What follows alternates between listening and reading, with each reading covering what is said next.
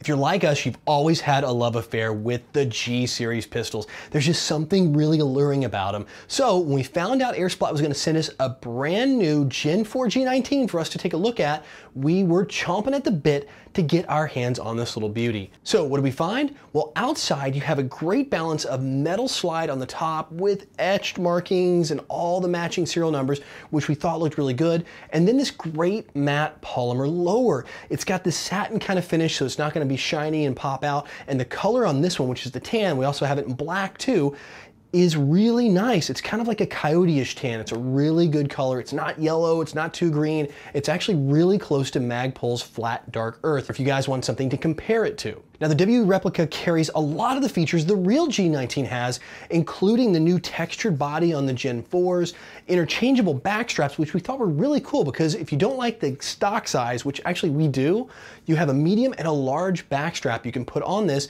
to fit larger hands. So if you got tiny little baby hands like us, you're good to go out of the box, and you can size up if you got big gorilla gloves, no problem. Now also you've got the takedown levers, you've got the barrel. It's actually threaded on the inside, not threaded like you would think, so you might be able to get an adapter for this. We haven't found one yet, but we're hopeful that that might come out. And you also get the trigger safety like you do in the normal Gs. Now, thinking that's the only safety, I get it. It's not the best thing to have, but you know what WE did? They added a second safety, this little silver slide right here, and you clock it forward and it will put the gun into safe and not allow it to be fired. We thought that's a great thing to have if you're moving to the safe zone. You want to really make sure your weapon's safe and not having to deal with any accidental discharges. Now out in our test, we were shooting around 300 feet per second and we're getting, you know, pretty solid groupings considering this thing only has an 85mm inner barrel. So accuracy was pretty good. FPS is a healthy 300, so no one's gonna be complaining about you shooting hot, but you have enough oomph to get the rounds on target. One thing we also found is size up in your BB weight on pistols. I don't know if you guys are doing this or not, but in pistols really want to actually move up to a 2.5 or even a 2.8 like we do. And the good news is you have an adjustable hop-up dial that's underneath the slide on the G19. So if you do move up to those larger weight BBs, you can actually dial it in and still get a very flat trajectory and really not lose much range. We were still seeing that 70 to 80 foot engagement, no problem hitting man-sized targets. And still talking about shooting, the actual action of this is really crisp.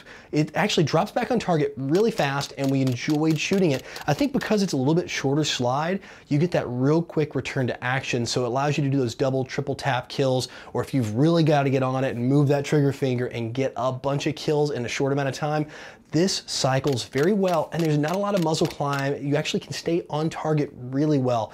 Overall, the balance and the firing of this gun is crisp, it's sharp, and we enjoyed shooting it. Now, our only real complaint on this is the external width of this pistol. It's not one-to-one width of a G19. Now, every other spec seems to be right on, but it's a bit wider than that 30mm, which is the spec on the real one. So what happens is you go to put this in a G19 holster or anything that you can take a G19, and some of them you're gonna have challenges, especially if it's a molded holster.